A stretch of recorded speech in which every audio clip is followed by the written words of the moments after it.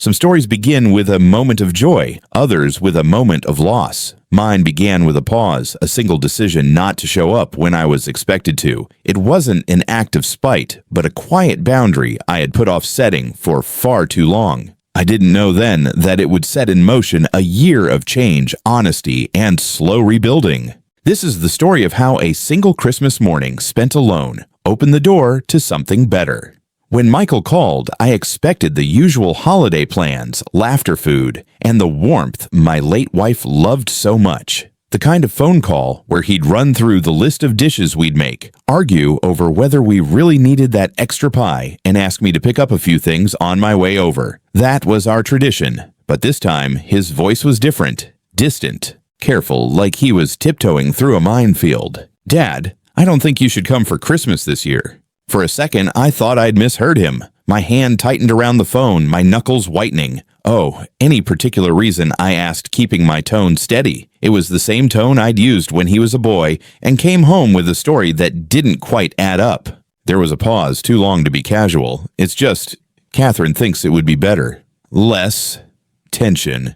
Tension. That word landed like a stone in my chest. I didn't need him to explain. Catherine and I had always been polite in that brittle porcelain way people are when they're forcing themselves to get along. She thought I was too opinionated. I thought she was too controlling. We never said it out loud, but it hung between us at every holiday table. I smiled, though he couldn't see it. "All right, son, no problem." The words tasted like dust, but they came out smooth. There was relief in his exhale, and that hurt even more than the invitation being rescinded. "Thanks, Dad. I knew you'd understand." "Sure," I said. "Have a good one." I hung up before the silence could stretch any longer. The kitchen was quiet except for the steady ticking of the clock on the wall. I sat there for a moment staring at the phone in my hand, the weight of it somehow heavier than it should be. Outside, the December wind rattled against the window, carrying the smell of snow. It reminded me of the winters when Michael was little, how he'd run into the house, red-cheeked and breathless, waving his mittens in the air, begging for hot chocolate. Back then, I was the center of his world. Now I wasn't even welcome at his table. I pushed back from the counter, the chair legs scraping against the tile. My coat was still hanging by the door, my car keys resting in the small ceramic dish my wife had picked out years ago. I slipped the keys into my pocket, pulled on my coat, and stepped outside. The air bit at my cheeks as I walked to the car. The drive home was long and quiet. Christmas lights twinkled from porches and windows, their cheer feeling almost mocking. At stoplights, I caught glimpses of families inside their living rooms, laughing, setting out decorations, wrapping gifts. I wondered if any of them had empty chairs this year, if any of them were pretending not to notice. By the time I pulled into my driveway, the sky was dark. I left the lights off inside, hanging my coat on its usual hook. The house smelled faintly of pine from the wreath I'd hung on the door last week, back when I still thought I'd be spending Christmas surrounded by family. I made myself a cup of tea and sat at the kitchen table, the steam curling up into the dim light. There was no anger yet, just a dull ache, like pressing on a bruise. I'd been a father for over 30 years. I'd been through scraped knees, teenage rebellion, college tuition, and the quiet worry of phone calls unanswered, but I'd never been told I wasn't wanted. That night, I went to bed early, pulling the covers up and staring at the ceiling in the dark. The shadows from the streetlight outside shifted as the wind swayed the branches. I tried to remember the last Christmas when things had felt simple. Maybe it was the year Michael was 12 when he'd insisted on buying me a pocket knife with his own allowance. He'd wrapped it himself, the paper uneven, and taped too much, but the look on his face when I opened it, that had been pure joy. Somewhere along the way, the joy had thinned. The next morning, I didn't rush to check my phone. I made breakfast slowly, frying eggs and toasting bread, the radio murmuring soft carols in the background. Snow had started to fall soft and steady, layering the street in white. I watched it from the window hands wrapped around my coffee mug, the warmth seeping into my palms. The phone stayed silent all day. No text, no call. By evening, I'd convinced myself not to expect one. People make their choices, I told myself. My job was to respect it even if I didn't agree. I spent the evening reading the words on the page, a gentle distraction from the heaviness in my chest. It was the following day when I noticed it. My phone lit up with notifications. 18 missed calls. The number glared at me from the screen, absurd and urgent. Most were from Michael, a few from numbers I didn't recognize. My voicemail inbox was full. I didn't listen to them right away. Instead, I set the phone down on the counter and poured myself another cup of tea. Whatever had changed in the last 48 hours could wait until I was ready. I'd learned long ago that reacting too quickly rarely led to the right words. Outside, the snow had stopped, leaving the world still and white. I took my tea to the living room, settled into my armchair, and let the quiet wrap around me. Whatever storm was brewing on the other end of those missed calls, it could wait. For now, I had my peace. I didn't touch the phone until late that evening. Not out of pettiness, though I won't pretend the thought didn't cross my mind, but because I wanted to decide how I felt before inviting anyone else's urgency into my home. 18 missed calls could mean anything. Trouble, regret, or perhaps some holiday crisis that Catherine now needed me to solve. Eventually, I sat down at the kitchen table, the same spot where 2 days earlier I'd heard Michael tell me I wasn't welcome. The parallel wasn't lost on me. I unlocked the phone and opened the voicemail. Michael's voice was the first thing I heard, shaky tense. "Dad, please call me back. It's important." The next message was longer. "Look, I know what I said, but something's happened. We really need you here. Catherine, she's well. Just call me. Please." I leaned back in my chair. So Catherine was part of it. That explained the sudden change in tone. I played the third message. "Dad, where are you? I've been trying to reach you all day. Just call me, okay? I'm sorry about before." It went on like that. Apologies woven into half-explanations. Urgency layered over what sounded suspiciously like desperation. By the time I reached the 15th voicemail, the tone had shifted entirely. "Dad, I don't know why you're ignoring me, but this isn't funny. We need you here. The bank called." I stopped the playback there. The bank. Now that was interesting. I sipped my tea, the pieces already beginning to arrange themselves in my mind. Michael and Catherine lived in the house I'd helped them buy 5 years ago. Well helped was putting it lightly. I'd taken over the mortgage when Michael's job situation had gone sideways. At the time, it was supposed to be temporary. I'd told him he could focus on getting back on his feet without the added stress of monthly payments. But as the years passed, the arrangement stayed the same. The bank took my payments, and Michael never brought it up. Until 2 days ago, I hadn't thought much of it. But hearing the bank called changed the landscape entirely. I walked to the small desk in the corner and opened the drawer where I kept my financial records. The most recent mortgage statement sat near the top. The due date had passed yesterday. I closed the drawer, slowly. The decision wasn't impulsive, it had started forming the moment Michael told me I wasn't welcome for Christmas. I'd smiled on the phone because I already knew sometimes the best way to be heard is not to speak at all. I didn't owe Michael an explanation any more than he'd owed me an invitation. And if Catherine thought less tension meant excluding me, then she could shoulder the tension that came from missing a mortgage payment during the holiday season.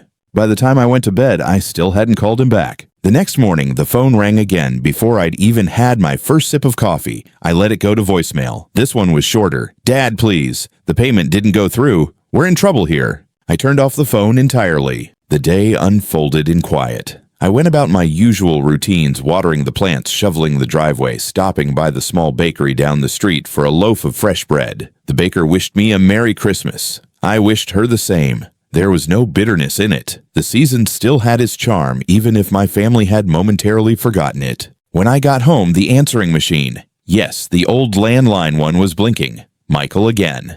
Catherine too, though hers was sharper, her words clipped. "I don't know what game you're playing, but this is serious. We could lose the house." I imagined her in their kitchen, pacing in front of the phone, her voice rising with every sentence. It wasn't about the money, not really. If Michael had come to me face to face and explained they were struggling, I would have helped, but they'd decided to make a statement by excluding me. I was simply returning the courtesy in a language they couldn't ignore. That evening, I sat in the living room with the lights dim, the glow from the small tree in the corner casting soft shadows. I thought about my wife. She'd been the glue between us all. If she were here, she might have told me to be the bigger person, to forgive quickly, to smooth things over. But she also believed in respect, mutual respect. She would have seen the slight for what it was. By the third day, the calls had slowed. Maybe they'd realized I wasn't going to pick up. Maybe they were scrambling for another solution. I went about my life as usual.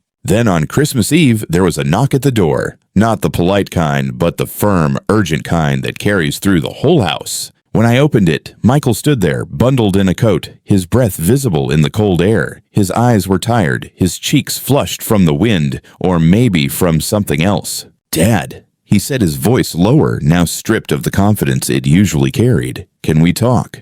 I stepped aside, letting him in. He stood in the entryway, glancing around as if the house were unfamiliar to him now. "I'm sorry," he said quickly before I could even close the door. About Christmas. About how I handled it. I wasn't thinking." I walked past him into the kitchen, gesturing for him to follow. "And Catherine?" I asked. He hesitated. "She's sorry too. She realizes now it was a mistake."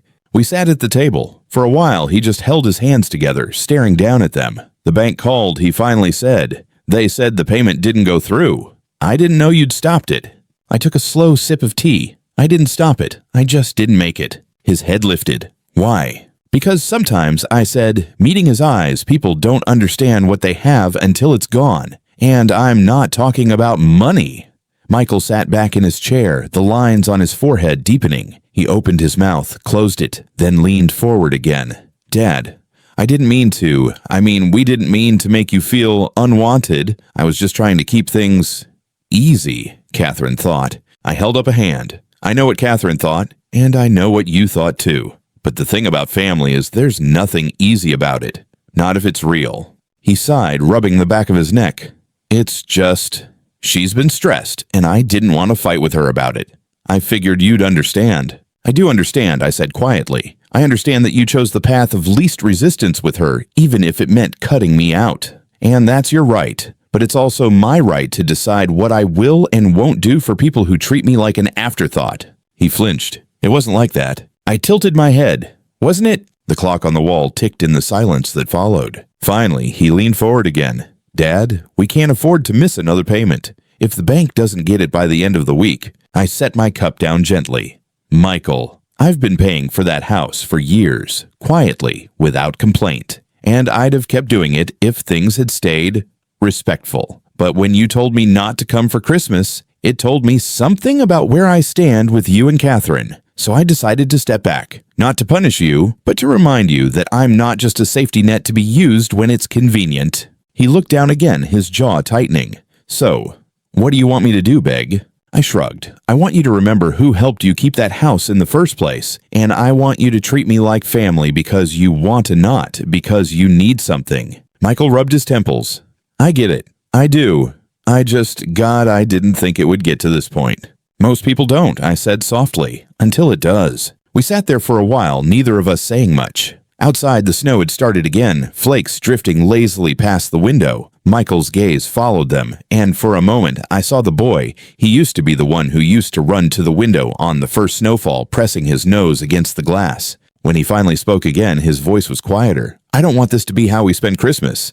Can we start over?" I studied him. There was sincerity in his eyes, but also that urgency, the kind that came when someone was cornered. I didn't doubt that he meant what he was saying in the moment, but I also knew that moments fade. "I'll think about it," I said. He nodded, though I could tell it wasn't the answer he'd hoped for. We spent a few more minutes talking about nothing in particular, weather work, small updates on distant relatives. Eventually, he stood. "I should get back. Catherine's waiting." I walked him to the door. He hesitated before stepping outside. "Merry Christmas, Dad." "Merry Christmas, Michael." When the door closed, I leaned against it for a moment, listening to his footsteps crunch in the snow as he walked back to his car. The house felt quieter after he left, but not in a bad way. More like the quiet after a storm still, but charged with the memory of what had passed. That night, I sat by the small Christmas tree in the corner of the living room. The lights blinked slowly, casting soft glows on the ornaments my wife had collected over the years. I picked up one shaped like a tiny sled, the paint slightly chipped from decades of being packed away and unpacked. She'd bought it the year Michael was born, saying it would be his first ornament. I wondered if he even remembered it. The phone stayed silent on Christmas morning. No calls, no texts. I had a simple breakfast, opened the one gift a neighbor had left on my porch, a jar of homemade jam, and watched the snow fall outside. Around noon, there was another knock at the door. This time, when I opened it, Catherine stood there. She looked different, less composed than usual. Her hair was pulled back loosely, and she was bundled in a thick scarf. She held a small tin in her hands. "May I come in?" she asked. I stepped aside. She walked in, glancing around as though taking in the house for the first time. "I made cookies," she said, setting the tin on the table. I thought, maybe we could talk. I raised an eyebrow. About? Her shoulders rose and fell in a sigh. About Christmas. About how I acted. I was wrong. I thought I was protecting our peace, but I realize now I was just being selfish. That was more than I'd expected. "Go on," I said, settling into a chair. She sat across from me, folding her hands. "I didn't think it mattered if you came or not. I figured Michael and I could handle the holiday on our own. But when the payment didn't go through, it hit me. We've been leaning on you more than we admitted. And not just for the house. For stability. Family." I listened without interrupting. "I know we've had our differences," she continued, "and I know I'm not always easy to get along with. But I don't want this to be the way things are. I'm sorry." Her words sounded sincere, but like with Michael, I knew sincerity can be situational. Still, it wasn't nothing. "I appreciate that," I said, "but an apology isn't just words. It's what you do after. So if you really mean it, show me." She nodded slowly. "I will." When she left, the cookies stayed on the table. I didn't open the tin right away. Instead, I sat there for a long time thinking about how quickly the tides can turn. How in less than a week, I'd gone from being unwelcome to being needed. And how for the first time in years, I'd set a boundary they couldn't ignore. The day after Christmas dawned gray and quiet, the kind of morning where the sky feels heavy, as though it's deciding whether to send more snow or simply hang there dull and unmoving. I woke earlier than usual, brewed a pot of coffee, and sat at the kitchen table with the tin of cookies still unopened in front of me. I tapped the lid absent-mindedly, thinking of Catherine's visit. Her words had been measured, her tone softer than I'd ever heard it. But I also knew how quickly good intentions could dissolve once the immediate crisis passed. I finally lifted the lid. Inside were neat rows of sugar cookies dusted lightly with powdered sugar. A few had cracked slightly, but they looked homemade imperfect in a way store-bought never could be. I picked one up, broke it in half, and took a bite. Sweet, with a faint hint of lemon. The taste carried me back decades to the first Christmas I spent with my wife in our tiny apartment. She'd baked cookies for the neighbors, insisting it was the polite thing to do, even though we barely had enough flour for ourselves. She'd handed me one dusted in sugar just like these and laughed when I got the powder on my nose. The memory settled over me like a blanket, warm but tinged with the ache of absence. I finished the cookie, brushed the crumbs from my hands, and pushed the tin aside. Around mid-morning, the phone rang. This time, I picked it up.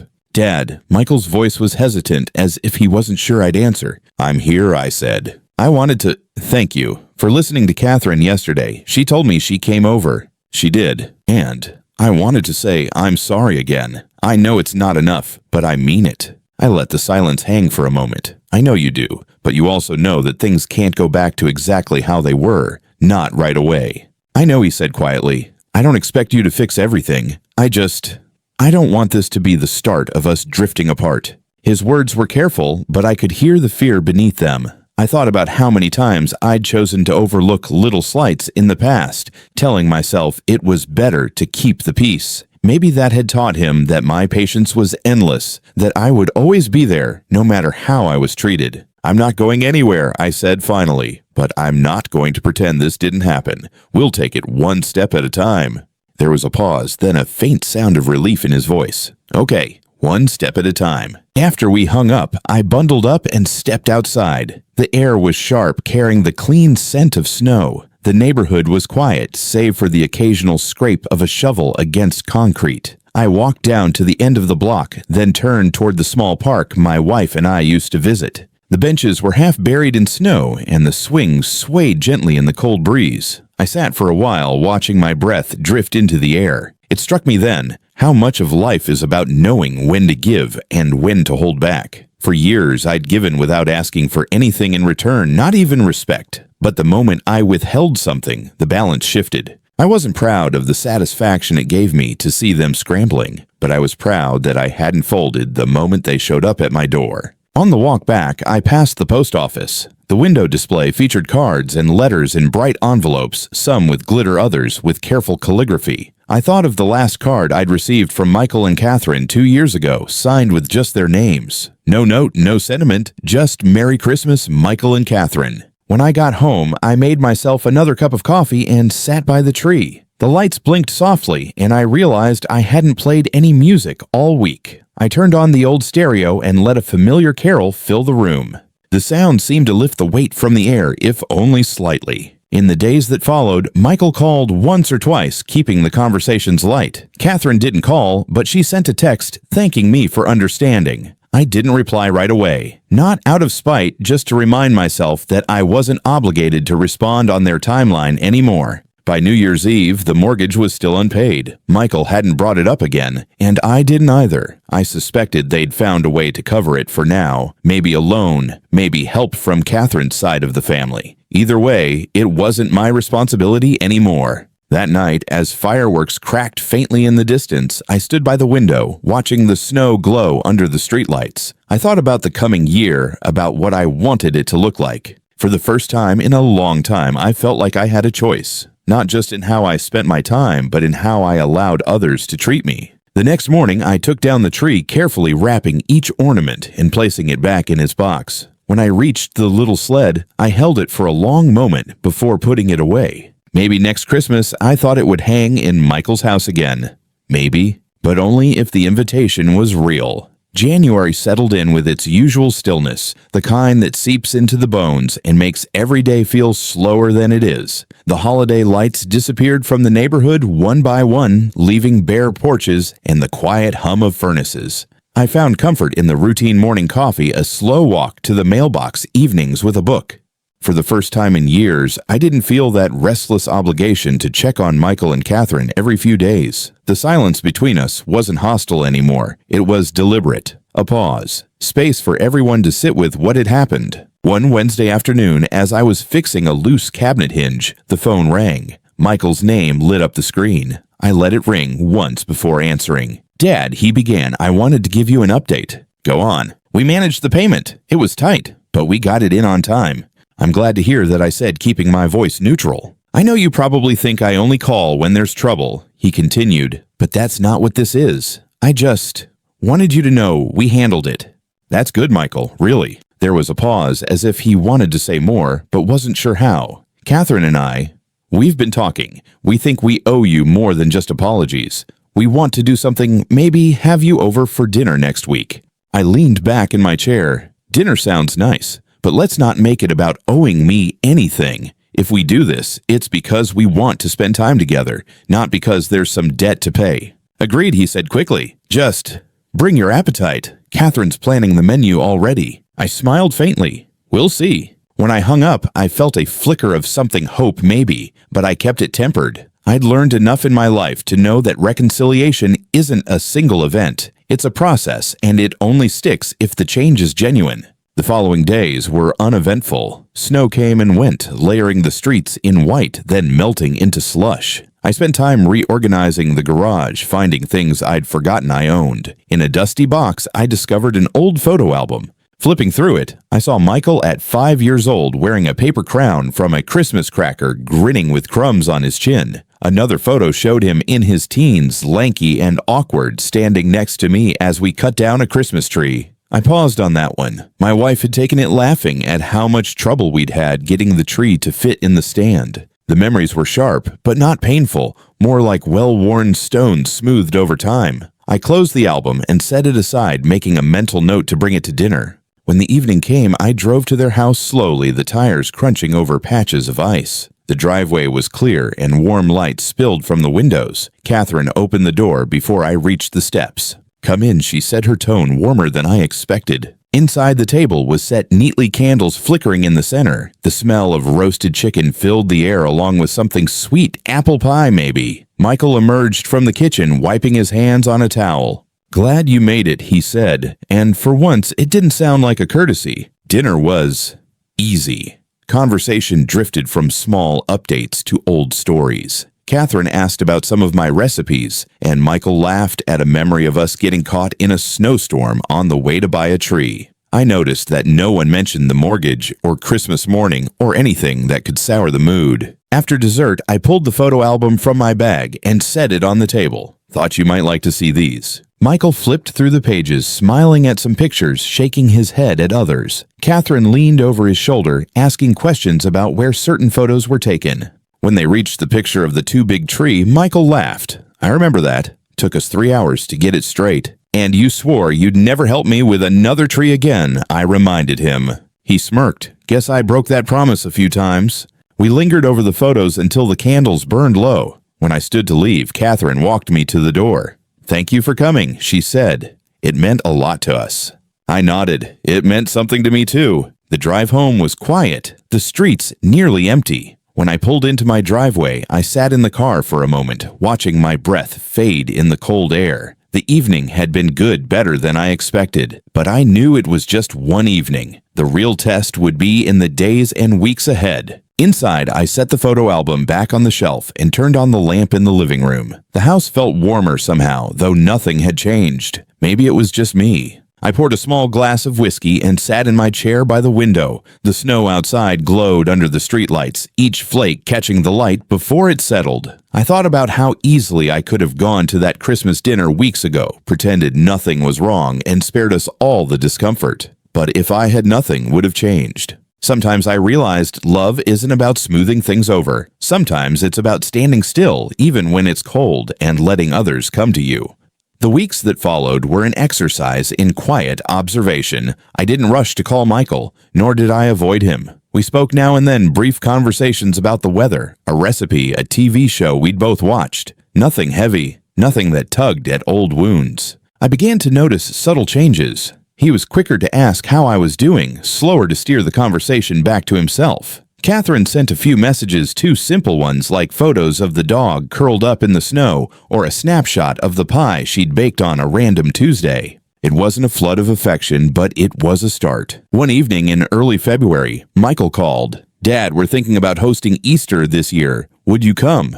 I hesitated for a moment. "If the invitation is coming from both of you, then yes." "It is," he said firmly. "Catherine's actually the one who suggested it." That was new. As the weeks edged closer to spring, I found myself making small changes around the house. The heavy winter curtains came down, replaced by lighter ones that let in more light. I cleaned the windows, sorted through drawers, even tossed out the box of old receipts I'd been meaning to deal with for years. One afternoon, while dusting the bookshelf, I came across a small envelope wedged between two books. It was a letter from my wife, written years ago before Michael was married. She'd left it for me during one of her business trips, telling me to open it on a day when you need to be reminded of who you are. I sat down and opened it carefully. The paper had yellowed slightly, and her handwriting leaned to the right, just as it always had. She wrote about the importance of boundaries, about how love wasn't just about giving, but also about teaching others how to treat you. Michael will grow up and have his own life, she'd written, but he'll always need you to be his father, not his safety net for every mistake. If you blur that line, it will be hard to unblur. I read the letter twice, letting her words settle. She had always known how to see the long view to spot the shape of problems before they became impossible to untangle. That night, I placed the letter in the top drawer of my desk, where I could find it easily. When Easter finally came, the snow was gone and the air smelled faintly of rain. I drove to Michael's house with a basket of homemade bread and a bottle of wine. Catherine greeted me at the door, wearing a bright apron dusted with flour. "Come in," she said, smiling without that guarded edge I'd grown used to. The table was set for a crowd. Catherine's parents were there, along with Michael's cousin and his wife. The atmosphere was light-filled with the clatter of cutlery and bursts of laughter. At one point, Catherine's father raised his glass. "To family," he said warmly, "even when it takes a while to figure things out." Michael caught my eye as we all clinked glasses. There was no awkwardness in the moment, no need to glance away. After dinner, Michael and I stepped outside to help clear some chairs from the patio. The air was cool, and the first stars were beginning to appear. "You know," he began, "I didn't realize how much I'd been taking for granted until this winter." "I think a lot of us don't realize until something shifts," I said. "I don't want to go back to how it was before. I want things to be better, really better." I looked at him for a moment. "Then make better choices. Keep showing up. That's all I ask." He nodded, and I could see in his face that he understood. In the months that followed, we found a rhythm. Michael invited me over for small things, watching a football game, grilling on a Sunday afternoon. Sometimes Catherine would stop by my place with leftovers or just to drop off a book she thought I'd like. It wasn't perfect. There were still moments where old habits peeked through, but it was progress. By summer, I'd decided to take a short trip to the coast. I booked a small cottage by the water, something I'd been meaning to do for years. When I told Michael, he surprised me by asking if he and Catherine could visit for a weekend. Sure, I said, as long as you know it's not going to be a luxury resort, just a quiet place to walk on the beach and watch the waves. That sounds perfect, he replied. When they arrived in late July, we spent hours walking along the shore, the three of us barefoot in the sand, letting the wind whip our hair. Catherine collected shells, Michael tried and failed to skip stones, and I took photos of them laughing together. One evening, as the sun set in a blaze of orange and pink, Catherine turned to me. I know it took us a long time to get here, but I'm glad we did. So am I said, and I meant it. That night, as I lay in bed, listening to the distant crash of waves, I thought about my wife's letter again. I had held the line when it mattered, and in doing so, I'd not only kept my self-respect, I'd also given Michael and Catherine a reason to see me differently. Love, I realized, wasn't just about opening the door. Sometimes it was about keeping it closed until the knock on the other side was genuine. Autumn crept in slowly with cool mornings and the faint smell of wood smoke in the air. The leaves on the maples along my street turned gold and crimson, drifting down in lazy spirals. I found myself looking forward to the small rituals, raking the yard, stacking firewood, brewing a pot of chili that would last me several days. Michael called more often now, and the conversations weren't about problems or requests. Sometimes he just wanted to share a story from work or ask about an old family recipe. Catherine, too, seemed to have made a quiet decision to reach out more. She sent a photo one afternoon of a scarf she'd knitted for me, the yarn a deep forest green. For winter, her message read. It arrived in the mail a week later, wrapped neatly in tissue paper. I ran my fingers over the soft weave and realized that for the first time in years, a gift from them didn't feel like an apology. It simply felt like a gesture. As November approached, Michael invited me to Thanksgiving dinner. I said yes without hesitation this time. When the day came, the house smelled of roasted turkey and cinnamon. Catherine's table was dressed in autumn colors, burnt orange napkins, a centerpiece of pumpkins and dried leaves. Guests bustled in and out of the kitchen, and the sound of laughter filled the rooms.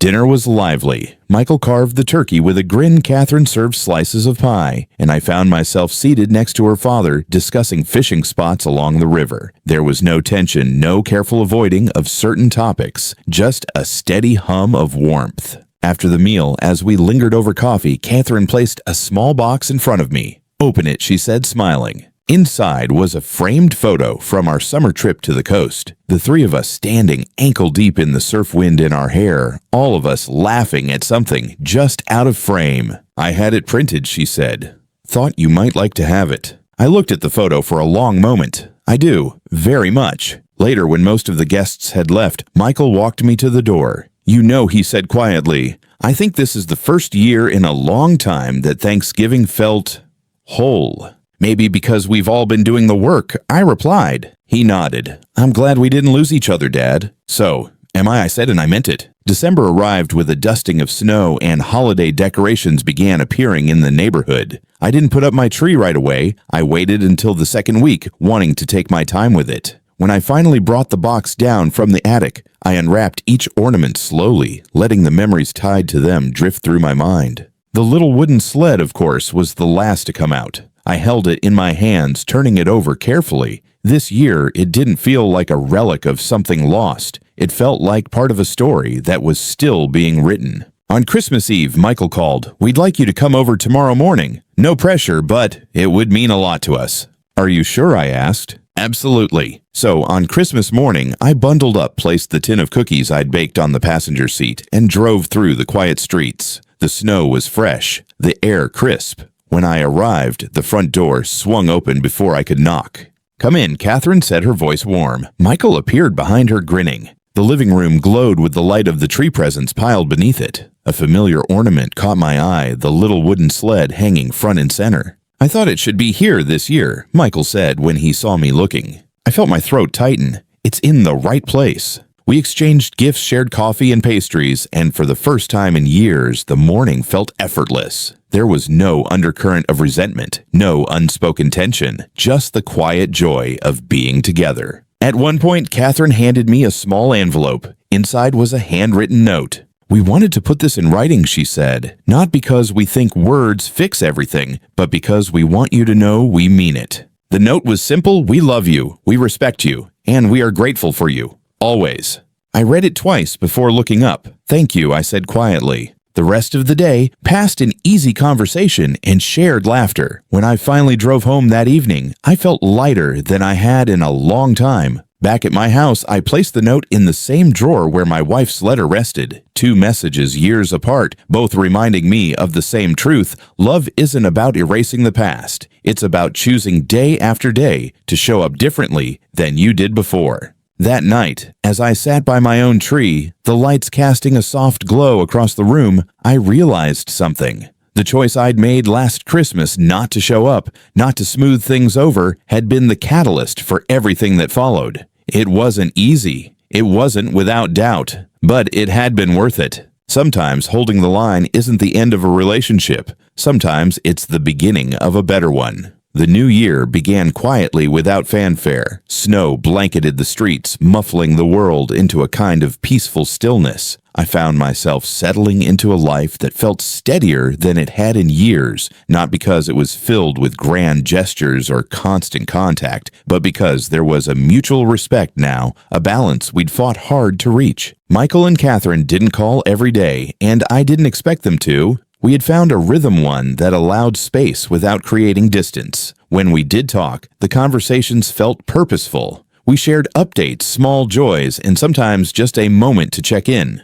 In late January, I invited them over for dinner. It wasn't a holiday, there was no occasion, just a simple meal on a Saturday night. I made beef stew and fresh bread, and Catherine brought a bottle of red wine. As we ate, Michael told me about a project at work that had gone well, his hands moving animatedly as he described the details. Catherine chimed in with stories about a cooking class she'd started attending. We laughed easily the way people do when they aren't carrying old grudges into the room. After dessert, we lingered at the table sipping coffee. Catherine looked around my living room, her eyes settling on the framed photo from the coast trip. "I love that picture," she said softly. "So do I replied. Michael nodded. "It reminds me of how far we've come." We talked a little about the past, not the sharp parts, but the lessons we'd learned from it. I told them about finding my wife's old letter and how her words had stayed with me through all of this. "She was right," I said. "Boundaries aren't walls, they're the shape of the door. And if you want people to come through it, it has to be the right shape." Catherine smiled faintly. "I think we understand that now." Winter melted slowly into spring, and with it came a sense of renewal. Michael invited me to join them for a weekend at a cabin he'd rented in the mountains. The air there was crisp and clean, the nights full of stars so bright they seemed to hum. We cooked together, hiked through quiet trails, and sat around a small fire, telling stories long into the evening. There were no awkward silences, no careful tiptoeing around certain topics, just the comfortable stillness of people who had finally learned how to be in each other's company without the weight of old resentments. On the last morning, as we packed up, Michael handed me a folded piece of paper. Something I wrote, he said. "I'm not great with words, but I wanted to try." Later in the quiet of my own home, I unfolded it. "Dad, I used to think love meant always saying yes, that it was about giving until there was nothing left. I didn't realize that sometimes love is saying no, even when it's hard, especially when it's hard. You taught me that this year, not by lecturing me, but by showing me. I see you differently now. I respect you more, and I want to keep building this whatever we've started here for the rest of my life." I read it twice, then set it on the table beside my wife's letter and Catherine's note. 3 pieces of paper, 3 moments in time, each one part of a larger story. By the time summer rolled around, the house felt lighter, not because anything in it had changed, but because I had. I wasn't carrying the weight of old patterns anymore. On a warm evening in July, I sat on the porch with a glass of iced tea watching the sun dip below the horizon. Michael called, his voice bright. "Dad, Catherine, and I were talking. We'd like to host Christmas this year, and we want you there. No conditions, no weirdness, just family." I let the words sink in. A year ago, that invitation had been a point of contention. Now it felt like a genuine offering. I'd like that I said. December came around again, and as I drove to their house on Christmas morning, I realized something important. This wasn't about going back to how things used to be. It was about building something new. The past wasn't erased, but it had been rewritten, reshaped by the choices we'd made since that cold day I decided not to show up. When I stepped inside, the little wooden sled was once again hanging on the tree front and center. Catherine handed me a mug of coffee. Michael clapped me on the shoulder, and the room was filled with the sound of wrapping paper tearing and laughter spilling into the air. I thought about my wife's letter, about the notes and the conversations that had carried us here. Every piece of it had been necessary. Every hard moment, every pause, every no that had felt like a risk, at the time it had all been worth it. And as I settled into the couch, watching my family move around the room, I understood the truth of it. Sometimes the bravest thing you can do is step back, hold your ground, and wait for love to meet you where you are. Not because you've demanded it, not because you've guilted it into appearing, but because you've made space for it to grow into something real.